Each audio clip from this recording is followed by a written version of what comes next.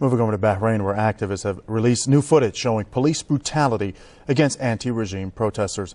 The footage shows the regime forces chasing protesters with their cars. One scene shows them entering a protester's house.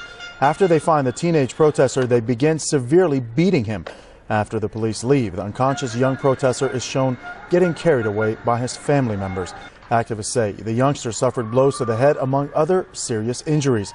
The brutal crackdown is continuing in the small Persian Gulf Sheikhdom despite the lifting of martial law back in June. After the lifting of martial law, the regime forces have no longer been allowed to break into or raid people's homes.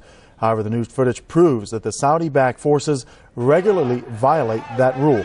Bahrain has been in the midst of a revolution which began back in February. Since then, dozens of people have been killed and hundreds more imprisoned. Now, for more on the revolution in Bahrain, we're joined by Khalil Al-Marzooq. He's a Bahraini MP from Manama. Mr. Marzooq, thank you for joining us. What has made Al-Wefaq quit the dialogue? We entered the dialogue on the value that we could add to change this dialogue to credible dialogue that could lift Bahrain from its crisis and come up with a political solution that meets the people's aspiration.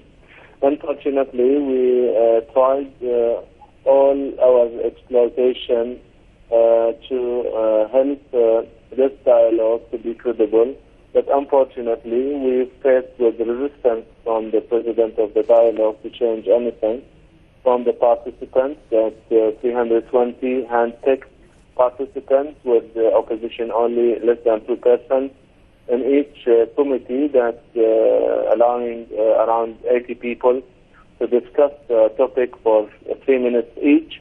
And imagine that you want to talk about elected government or fully authorized parliament, and you are only giving 3 minutes.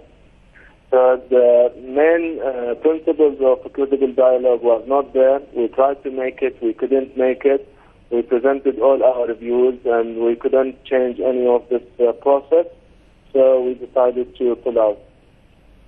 Well, Mr. Marzooq, will the dialogue be meaningful without the main opposition?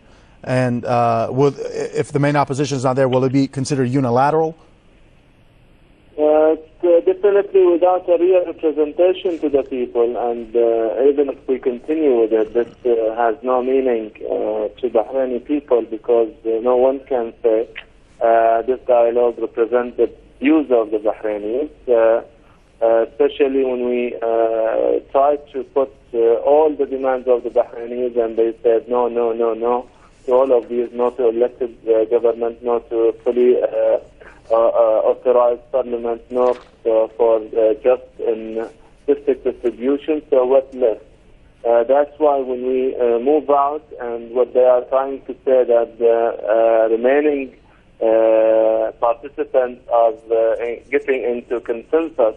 So this consensus does not relate to the Bahrainis because the opposition is not there, and it is being formulated not to represent the Bahrainis. So why should someone try to make it as Bahraini representation and the views of the Bahrainis? Well, Mr. Marzooq, thank you for joining us. That was Khalil Al-Marzooq, Bahraini MP, joining us from Manama and giving us the latest with the revolution continuing on in Bahrain.